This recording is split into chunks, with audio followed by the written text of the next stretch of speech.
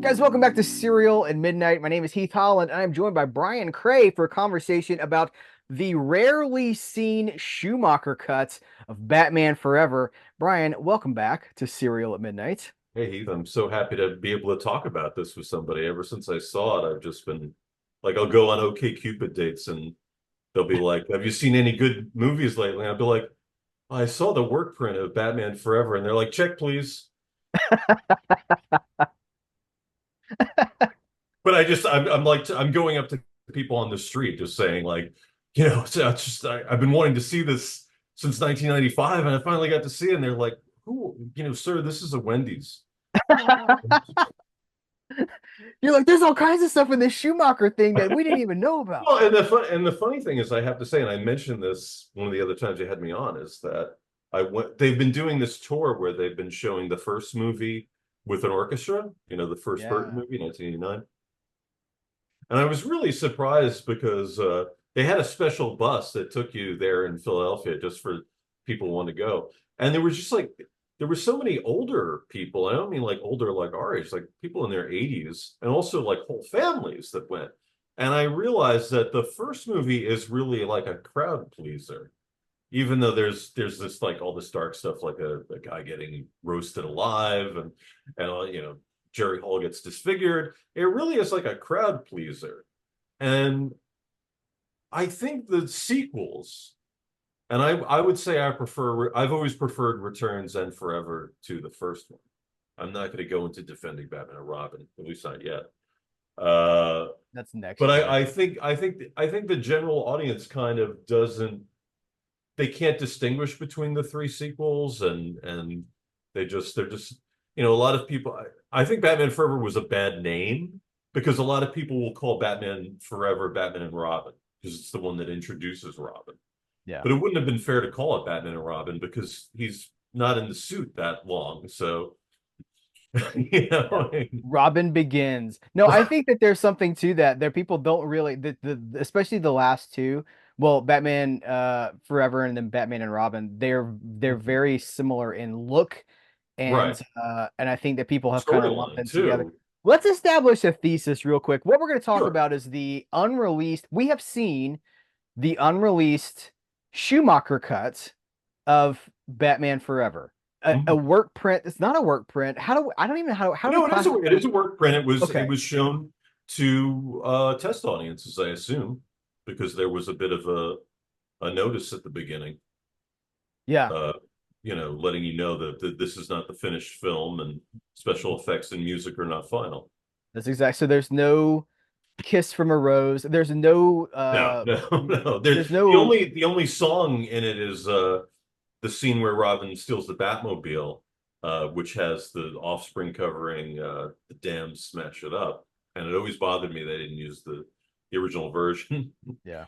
um, there's some song, and it's like it sounds like Chrissy Hynde, but it's not a Pretender song, and she's singing "You Can't Go Back," and maybe it's Linda Perry from Four Non Blondes. I don't know. I couldn't find And that's the any thing. source for that. Yeah. And the thing is, if this ever gets an actual release, um, and we can talk about that later, that won't none of the temp music, which I think is one of the pluses of this version, is it's not Mhm. going to be there. Yeah. And that's a shame.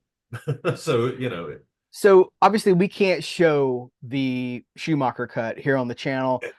It's out there. There are so like Kevin Smith showed a version of this at mhm. his at his theater. People have seen this. It's around. But we're gonna have to talk about what we saw and just sort of what we think about it. I'm gonna say that I find it to be a darker take. Batman Forever is already considered a um a goofier approach to those movies coming after Tim Burton. It's a little bit darker and it's in a different order. It's structured differently from the theatrical cut that we get. But I think what really comes through for me, Brian, what I really enjoyed more about this is that Val Kilmer comes across as a great Bruce Wayne and a great Batman. He has said publicly that he didn't really know what to do. He had to find it, and he found He realized that just that it was wearing the suit, basically, is what he yeah. said. That nobody And cares who's in the suit. And because the villains were so big, he realized the thing to Yeah. do was just to be really small. Okay. But I think that he's really good in this. Very good. Yeah, well, I mean, one of the things that I think is a weakness of Joel's Batman movies is it seems like the people, the gentlemen that he picked to play Batman are totally uninterested in the role. And uh, whenever I've watched the whole thing of Batman Forever, the theatrical cut, I've always felt like at the end, it's kind of like, oh, it's amazing they got Val to do the whole movie because he just seems so uninterested in it. And what I'd always read was that he on the set, I had read this first, I think, in an Entertainment Weekly retrospective about the movie a few years ago, was that he spoke the dialogue so quietly that nobody could even hear it on set. And this is true because I found an interview with Michael Goth, who plays Alfred, uh, at the time in 1995, where he mentioned the same thing as a joke. So, it was true. Uh, but the thing is, I think Val's performance in this, which I don't think has had ADR yet, even though it is inaudible at times, it is so much better than the what he re-recorded later.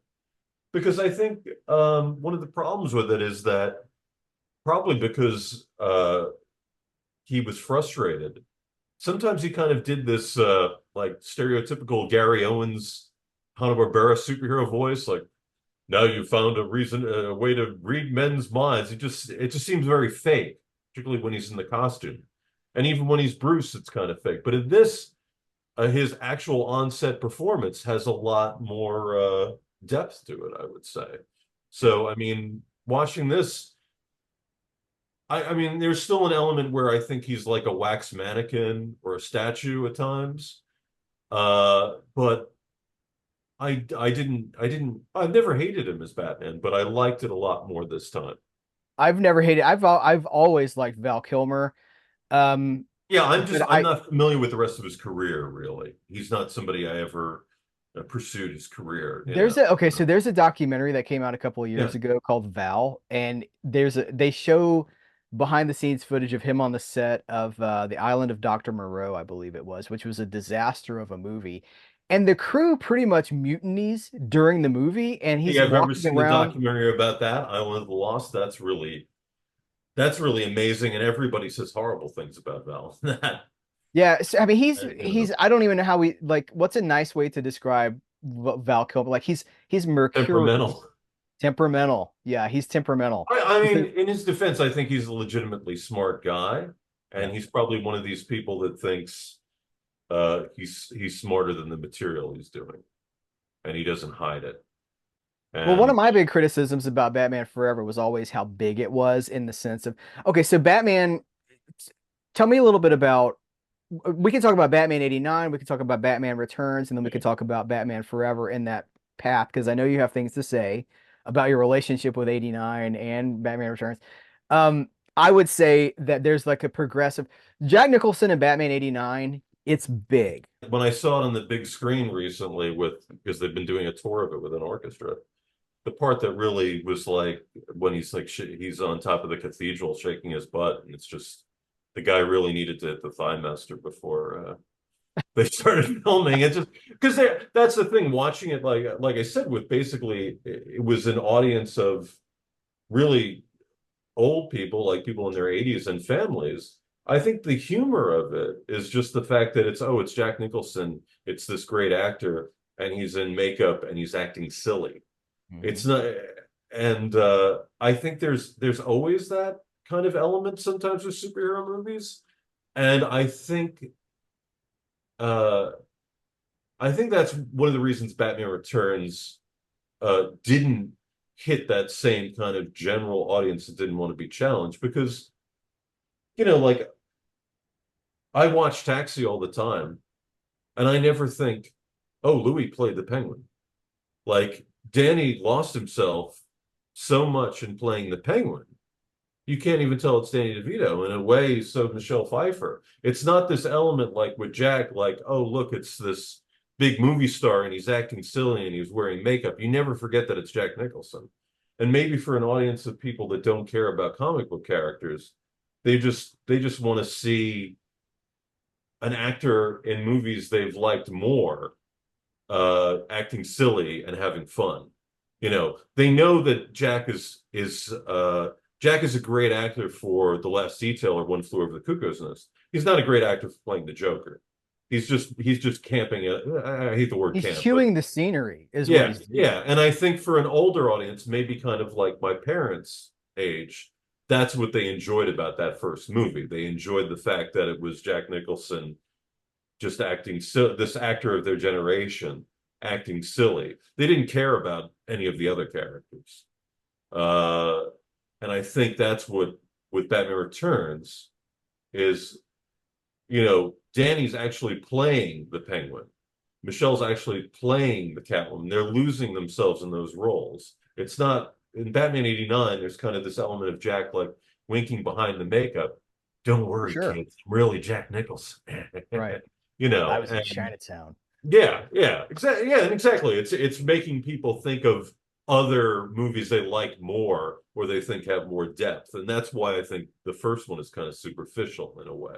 Okay, so with Batman Forever, I have always felt like Tommy Lee Jones Hmm. is terrible as Two-Face because it's way too big, and Uh-huh. it's Tommy Lee Jones But as Tommy Lee yeah, Jones as and I think that's you've got it. I think that's why that didn't resonate because he's doing the same type of thing Jack did. Mhm. Uh, but Tommy Lee Jones doesn't have that level, or at least not then, didn't have that level of affection that people have for Jack. I mean, he's had a long career. I think Love Story is his first movie back in the Yeah, 60s, right. but he didn't become popular This until was it was The Fugitive. and that was only a couple of years before. So there's not this Yeah. element of like, hey, it's this beloved actor in this makeup acting silly.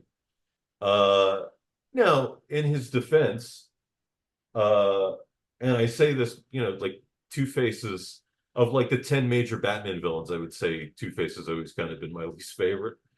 Uh, but he is a lot more tolerable in this cut.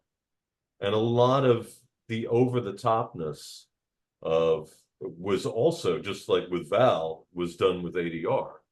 It seemed like Yep. Joel was probably or whoever was in charge was probably directing them to kind of make it more comic booky and using comic book as a term that describes things as being amped up. That doesn't absolve it, but I wasn't I'm not as bothered by him in this version. But I think it was a disappointment probably to a certain audience because they went into such depth in the previous movie with Penguin and Catwoman's origins, why they were the way they were. And in the comics, Two-Face does kind of, or at that point, had a real origin story.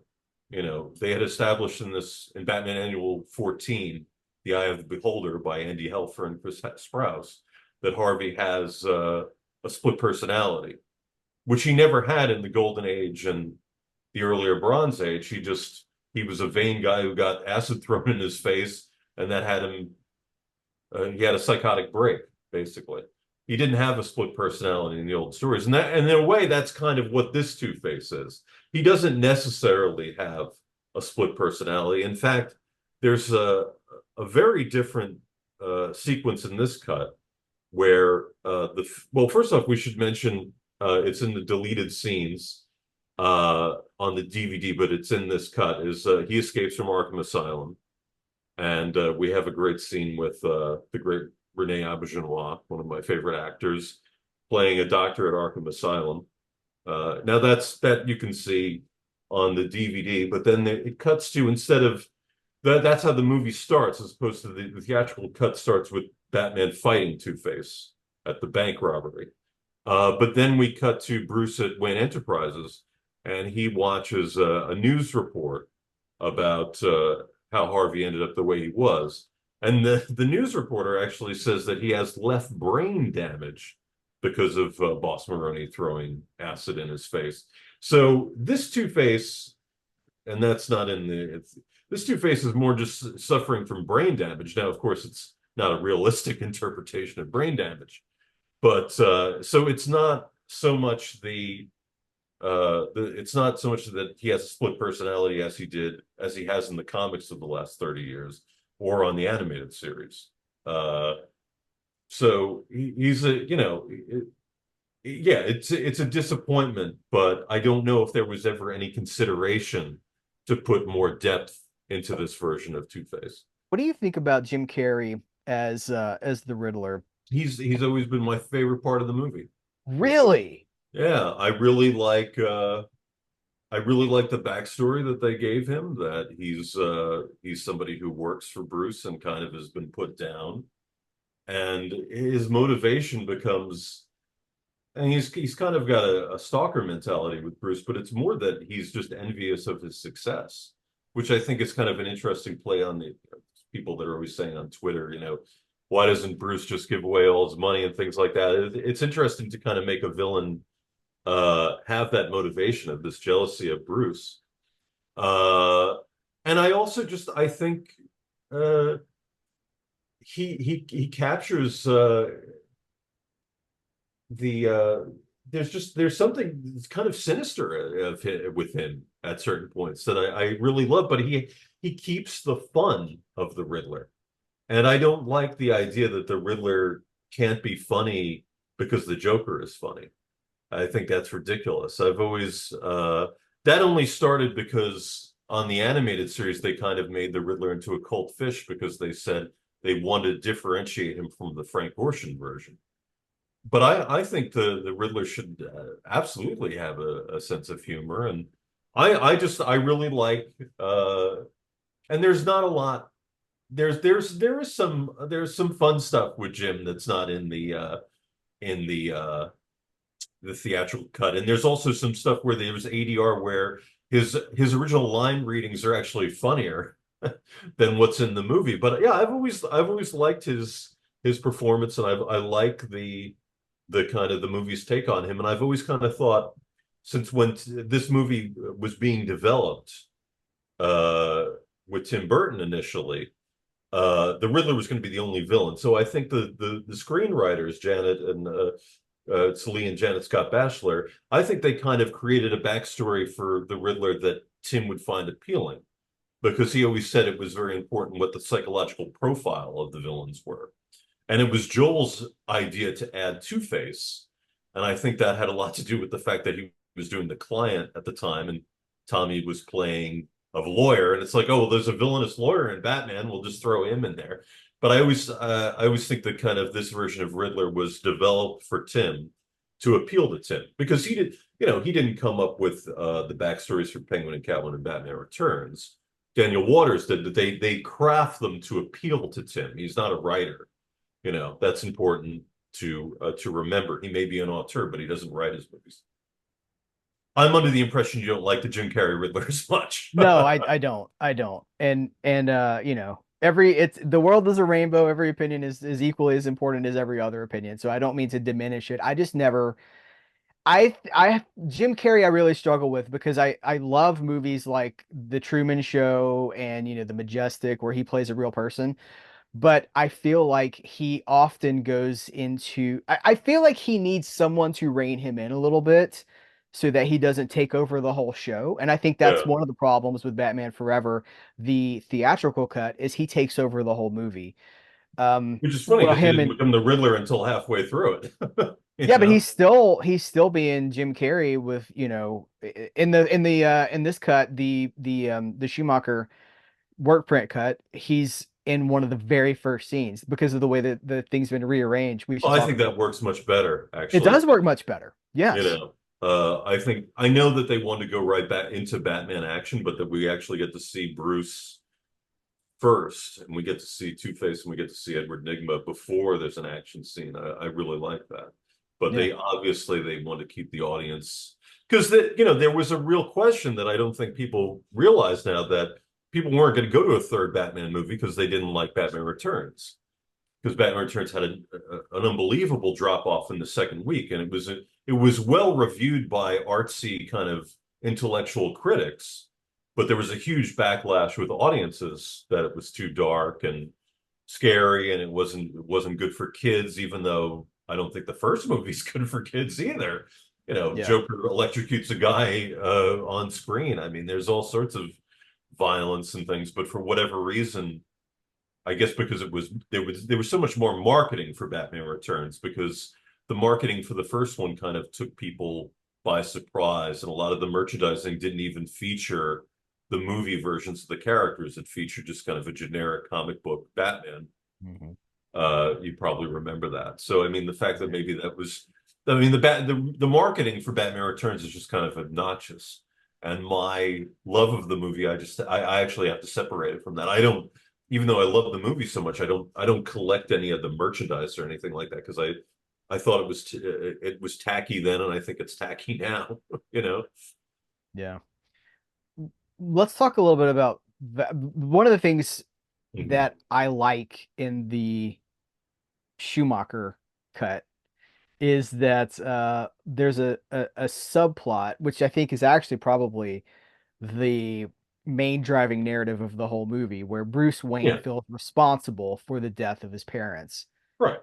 And there's this whole thing where he confronts the bat. It's in the deleted scenes on the DVD, so people have seen some of this, but they've And the not. cut we're talking about, there is a cut floating around with just the deleted scenes reinserted, but Yeah, that's and not. it's really important for people to know that what this work print uh is not just the deleted scenes added. In fact, a lot of the deleted scenes on the DVD and Blu-ray are not in this work print, which means that Joel knew even then that those scenes were not worth it. For instance, there's really a ridiculous scene where when Riddler and Two-Face are committing these robberies to fund Claw Island and making the box, uh, Batman is chasing them in the Batmobile, and the police scanner leads him, because the Riddler is fitzing with it, leads him to the wrong place, and he goes to a hair salon that looks like something out of a John Waters movie. And a woman that looks kind of like Divine says, "A little off the ears, Batman." And he just stands around looking like an idiot. That's not in, even though that actually explains a plot point of why he didn't do anything to stop the robberies. That's not in it, because Joel probably knew that was a little over the top for 1995 America. Uh, but yeah, the whole subplot is that uh, something that is in this is that when Batman and Two-Face confront each other in the helicopter, after he says, "Harvey, you need help," Two-Face says, "You're a killer too." Now, this is something really important in the movie that I think should be mentioned, is that a lot of times the Burton Batman is criticized for being a killer. And this cut of Batman Forever actually deals with the fact that this Batman is a killer, just kind of like the Golden Age Batman was a killer and stopped killing. And that he doesn't want Dick Grayson to go down that same path of killing Two-Face like he killed the Joker. But the Harvey saying, "You're a killer too," kind of triggers this memory that on the night of his parents' death, he had read Thomas's journal that said that Bruce had insisted to go to the movies that night. So he's always had this repressed memory of being responsible for his parents' deaths, because he wanted to see a movie that night. And at the end of the towards the end of the movie, in the part of the film where uh, Nicole Kidman's character is kidnapped, and which leads to the ending, and they graze Bruce. Two-Face grazes Bruce with a bullet. He actually has amnesia, and he can't remember being Batman. Now, this is not in the theatrical cut at all. And he goes down to the Batcave to kind of confront the fear. And he finds the journal and finds that it wasn't really his fault, that they wanted to see a different movie. They were the ones that wanted to see Zorro. He wanted to see a cartoon. So that kind of absolves him of this guilt. And we have this concept that Joel put in the movie because it was in The Dark Knight Returns. And there's a great interview with the screenwriters on a podcast called, or a YouTube channel called Superhero Stuff You Should Know, where they talk about this, that Joel wanted this element from The Dark Knight Returns, where Bruce kind of, when he fell into the Batcave underneath the mansion, when he was a child. This first appeared in The Dark Knight Returns. He saw this giant old bat. And now, if you've read Grant Morrison's run, he interprets this as an ancient demon called Barbatos, but that's neither here nor there. I particularly like that interpretation, but if you don't have to worry about that. And in this cut of Batman Forever, Bruce kind of communes with this giant bat that it was designed by Rick Baker. It's a puppet. It doesn't look it's great, but it doesn't look very realistic, which I think is maybe why it was cut. But it's a very emotional moment of him kind of accepting his destiny as Batman. And I think that's one of the things that's so great about it is, in a way, the movie Batman, and it's very important that this version of Batman Forever and Batman Forever in general is a sequel to Batman and Batman Returns. A lot of people are trying to say now that they're different universes. They're not. This was meant to be a sequel. He kind of accepts being Batman, and maybe up until that point, he really wasn't Batman. So it's an interesting thing where they kind of, without hitting you over the head with it, they kind of deal with the fact that this Batman was a killer up until this point, and by that point he kind of becomes the more noble version of himself, at least in my interpretation. No, I agree with that interpretation, and I like it a lot. That's actually one of my favorite things about this cut, and it makes me like this movie more because it weaves in the whole idea of what it means to be Batman and the responsibility of it, and even the title Batman Forever comes from something that I don't think made it into the end cut of the film, the theatrical cut of the film. Right, right. You want to talk about that a little bit? Well, there's the idea that Bruce. Well, I always thought he should say it in the movie when he confronts the Riddler at the end of the movie after he's kind of had his brain blow up. He says, you don't realize that I'm not Bruce Wayne and Batman because I have to be. It's because I choose to be. And I always thought he should have said forever, but he doesn't say that in either version of the movie. But that's also the kind of the key to understanding, which maybe is not in the theatrical cut. I mean, in the original, if you look at Detective Comics 38, where Robin is originally introduced, I don't think people realize that Dick's parents are killed, and he is confronted by Batman, who gives him the opportunity to catch his parents' killer. And at the end of the story, Bruce says, "All right, well, you'll be going off to the circus now." And Dick says something like, "Wait, what's our next case going to be? Bet it's going to be a corker." And Bruce is like, "Oh, you young rapscallion." And so, I mean, the original interpretation is, or the original story that Bill Finger wrote, is that Bruce was giving this kid an opportunity to have closure on the pain that he had as a kid. And him becoming Robin, which was only meant to be a one-time thing, is Bruce helping this kid. But in this, it's different because he doesn't want him to be Robin, because this Bruce realizes that killing the killer of his parents, who in this is explicitly the Joker, it's not a different. He says his parents were killed by a maniac, just like Joe Chill was not a maniac, but Jack Napier was. So he doesn't want him to become his partner because he doesn't want him to become a killer like him. And then, like he says at multiple points, well, he killed his parents' killer, but now he's lost. And now he's looking for another face in the dark to punish. And he doesn't want that to happen to Dick. And in a way, that makes the scene at the end, which never really made sense to me, where he basically causes Two-Face's death. In a way, it makes sense that he's trying to keep that burden away from Dick Grayson, that he wouldn't have to live with that. And in a way, I think that's the last time this version of Bruce Wayne kills. He doesn't kill in Batman and Robin. So in a way, I think it's interesting. And what I like about the original movies, of many things that I like about the original movies that the other film series don't have or haven't had yet, is this Batman actually has an arc. He goes from being a solo dark hero who kills to having a family. which is kind of the arc of the character in the comics. Because there is an actual I don't like when people say, "Oh, my Batman is this interpretation and they're this." To me, there is an actual baseline Batman that has appeared in the comics since 1939, and that I still read every month. Yeah, there's Tim Burton's Batman, there's Christopher Nolan's Batman, and all that, but there is a Batman that just exists in the comic that has certain traits and a certain history. And in a way, sometimes I think Joel's version is the closest to the comic book version because it's not, you know, there are elements in the comics where, Tim Burton's Gothic fairy tale, there's elements of that in the comic that you can amp up. And there's elements of the comics of the police crime drama that Nolan amps up, or now Reeves is doing.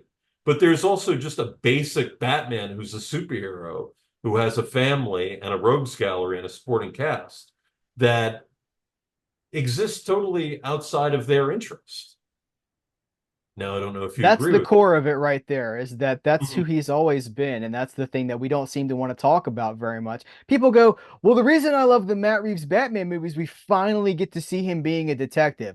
I'm like, he's been a detective for the last 35 years in the movies. What are you talking about? Well, that's what his job is. I mean, that's kind Yeah. of like saying, I always think that's stupid. That's like saying if they did a whole movie about Superman, about Clark's life as a reporter, they'd say, "Oh, he was never a reporter before." It's like he's a reporter in every movie. That's part of the premise. Right. It's not, it's just so yeah. I mean, he's a detective in all of the movies, I would argue. Maybe not Bale because there's an element of Bale where like he needs everybody to help him. Like he's not that smart. He needs Lucius, he needs Alfred, he needs Gordon. But I think certainly in the original movies he is. It's just not emphasized.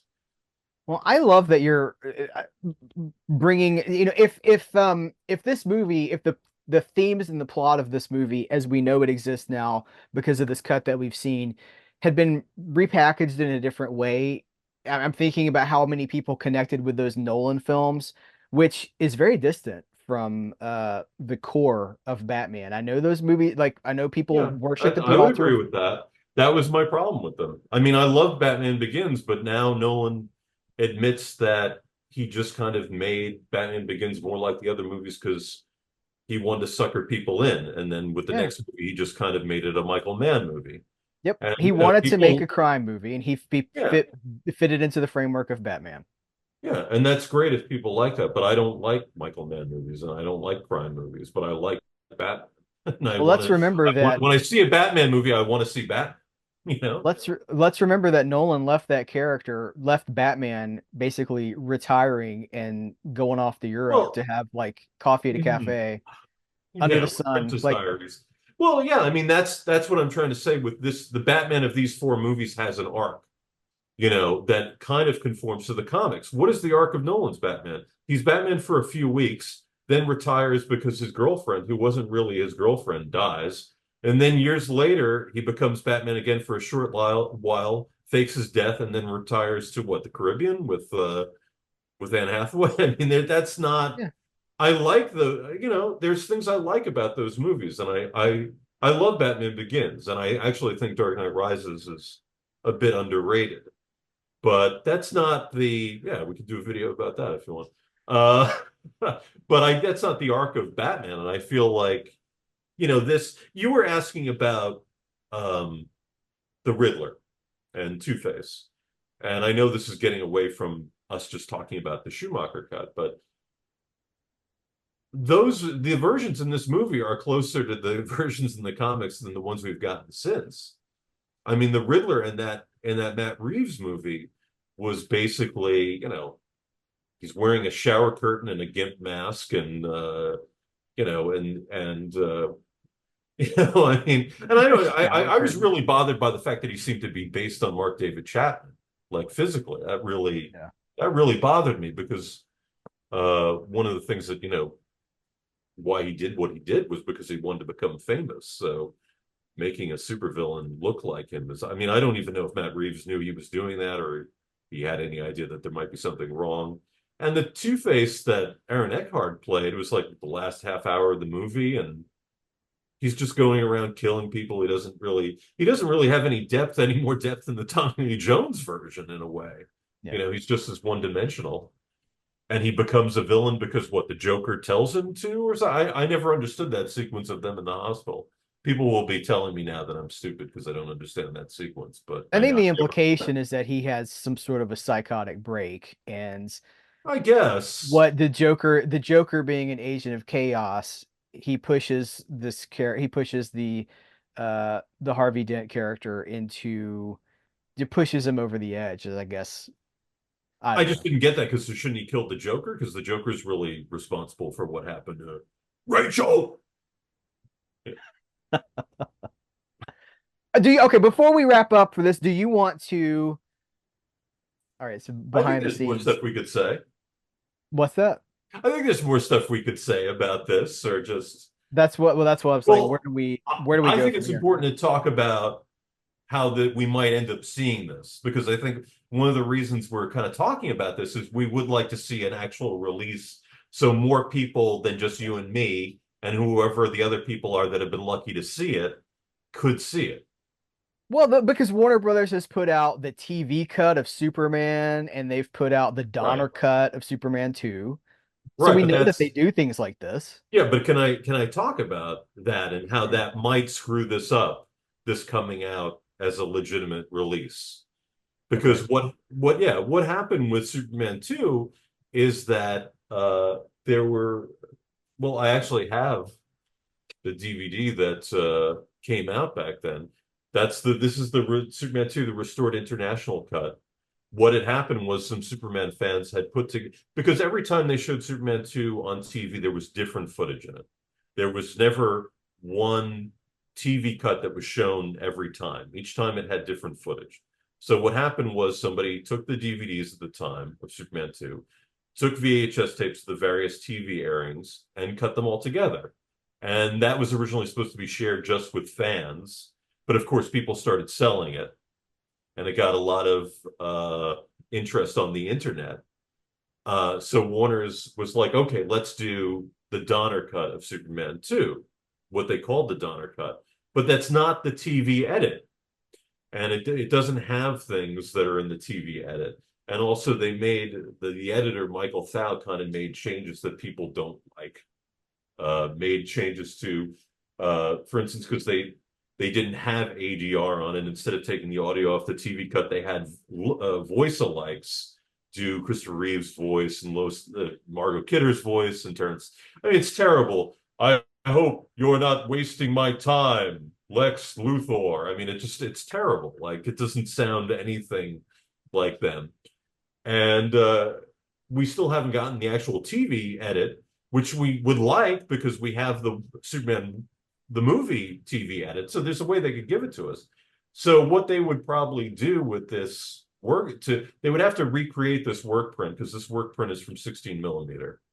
They would have to recreate it using It's the 16, and I theatrical. think even after that, it's been converted to VHS. I think it's Yeah, 16 yeah, but millimeter to it was VHS. originally 16 millimeter. But Yeah, this, yeah. yeah, it's 16 millimeter, three-quarter tape, and It that's looks rough. yeah.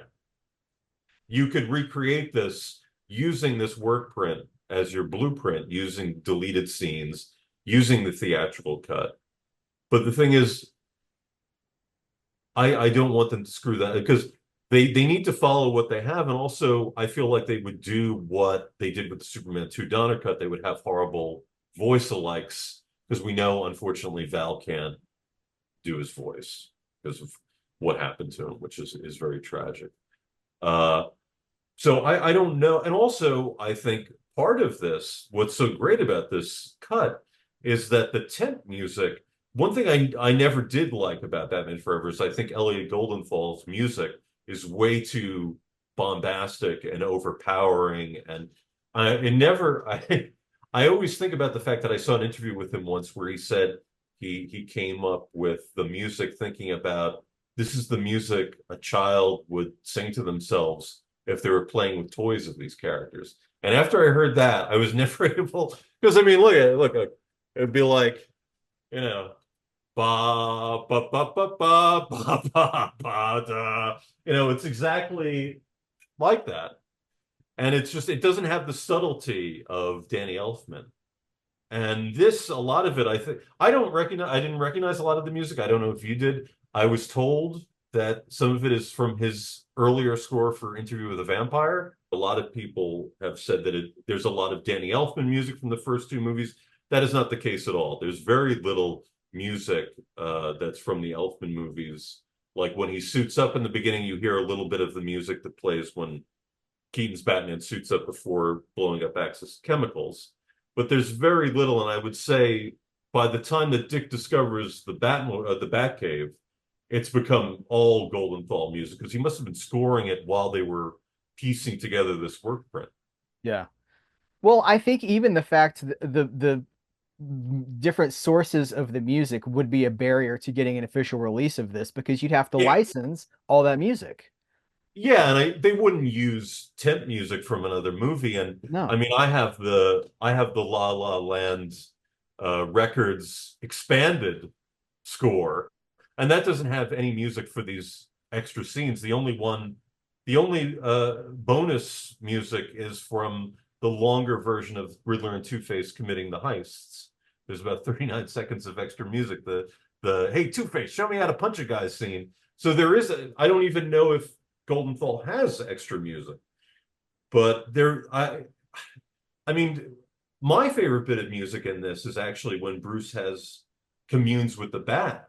There's a really beautiful piece of music, very emotive, Yeah. that plays during that part. And it is original to the because there's a twist on that music that's you can actually hear in the theatrical cut when Batman saves Robin at the end of the movie at Claw Island, where they're kind of twisting in the air. That always makes me think of that line in Batman Forever, Batman in The Dark Knight Returns, where he says, we tumble like lovers." I always thought that it's very evocative of that. But it's kind of like that motif is used twice, once to signify Bruce accepting his destiny as Batman, and also then Bruce accepting the fact that he can have a partner and that he can share this life of danger with somebody else. And I Hmm. think that's on purpose. So yeah, there's music that we don't have in any form in this. There's not just it's not just music from other movies, and it's not music from the Elfman movies. There's actually unreleased Elliot Goldenthal music in this.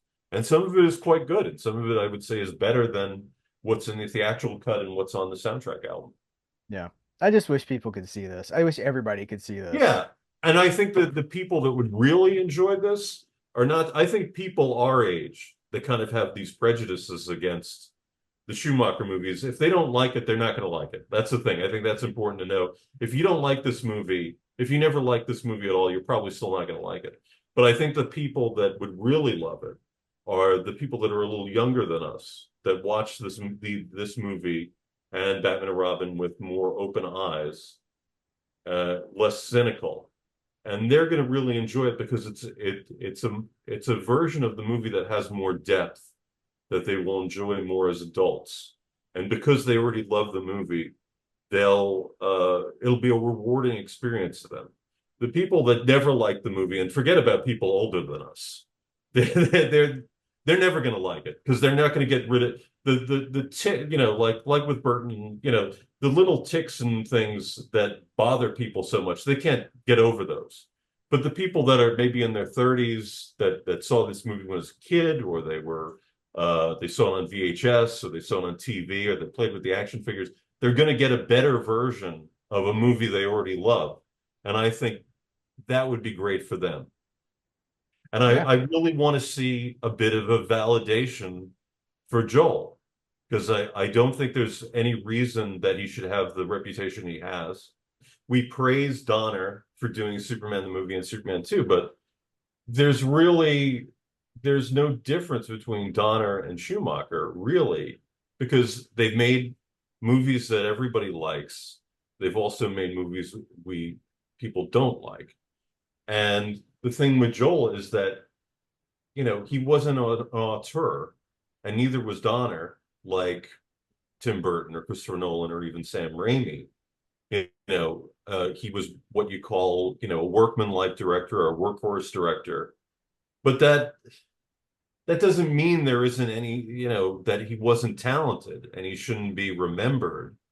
and that he wasn't an artist. You know, I see people sharing like Lost Boys memes all the time. It's okay to like Lost Boys. It's like okay to like Falling Down or some of these other movies that of his that are praised, but for some reason these his Batman movies are really trashed. And I think that he should be respected, uh, you know, for a great body of work. And yeah, he made some very bad movies after these, and you could argue that this kind of ruined his career. But I think he took a lot of guff just because of his sexuality, to be honest. And if we're supposedly more advanced now, maybe we should take another look at the things he did and not, why do we have to? He shouldn't be judged as harshly as he is. And if this version of Batman Forever was out, I think people would see that, regardless of its flaws, he made a Batman movie that's closer to the tone of the actual comics than either Burton or Nolan or Reeves. And that's not something to put down. And in a way, that should be applauded because I don't think we're ever going to get a Batman movie like that again. Maybe we will in the new DC universe, if that even happens, because there seems to be this debate whether it should be Reeves' version or whatever the version that will interact with the other characters in the new universe will be. But I don't know if we're ever going to get like a pure attempt to do the comic book Batman again. The things that people that do like Batman Forever, the things they connect with it, there's more of that in this Yeah, version. It's a yeah. better version of this movie. Yeah, Yeah. and yeah, there are some of the things that are annoying that annoy people are, they're turned down a little, but they're not gone. So Well, if that you're scene in the Batcave, the Riddler scene in the Batcave right, is still here, and I don't like that scene. yeah, yeah. But there's a lot of great extra dialogue, like their confrontation on Claw Island. I love where uh he says something he says you become something that was in the script that I was glad was in this cut, that I was the line I always love where he says you've become a monster, Edward, and he says no, just the Riddler. I was very glad that that was actually filmed because the scripts have all sorts of great for all three of the original movies. There's all sorts of great dialogue that I was like, did Mhm. they actually film that? I mean, Batman Returns has a ton of great dialogue that you're like, did they really say that? And we don't know because we don't have any deleted scenes. Oh, and we should mention too that while this cut is going to be hard to get your hands on, it's not necessarily impossible, but you can read the script. The screenplay is all Yeah, over the internet. you So can go read read the script. The Lyle Heckendorf script, as I call it. You can read it. It's a great read, and I really recommend for anybody that likes the original three movies, read the Sandham script of the first one, read the Daniel Waters script of what's called Batman 2, and read the Bachelor's script of Batman 3, which became Batman Forever, because if you already like the movies, a lot of questions, because I've always heard people criticizing the scripts of the original movies, and I've never quite understood what their problem was. There's a couple issues in the first movie, like for instance, all of a sudden Jack knows that he killed Bruce's parents. But I've never had but if you read the original scripts, any issues you might have with the movie or any questions you've wondered about will be solved.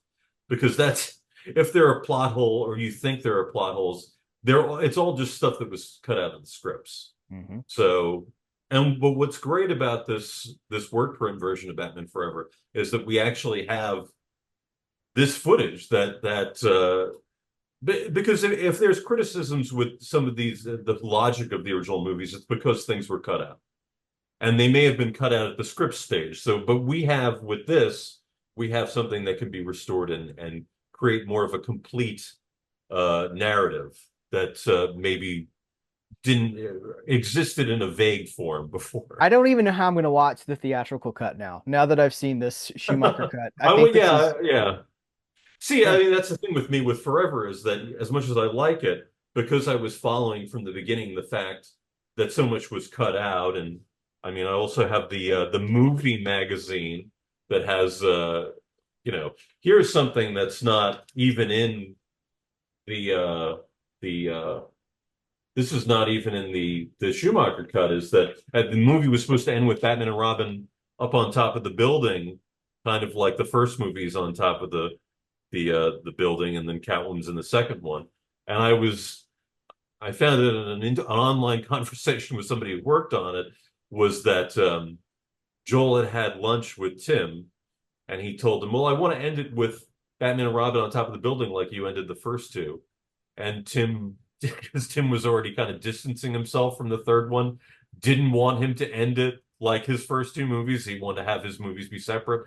And he said, no, just have them running towards the camera like at the beginning of the TV show, which is what we have in the Schumacher cut. So Yeah, that and I shot. don't love that. That's not my favorite. Yeah, well, I think it ending with the two of them on top of a building looking at the bat signal would have been much better. Yeah, Yeah, yeah. going to work, doing what I mean, I guess you could say running towards the camera is also going to work, but it's a lot But less. no, it never worked.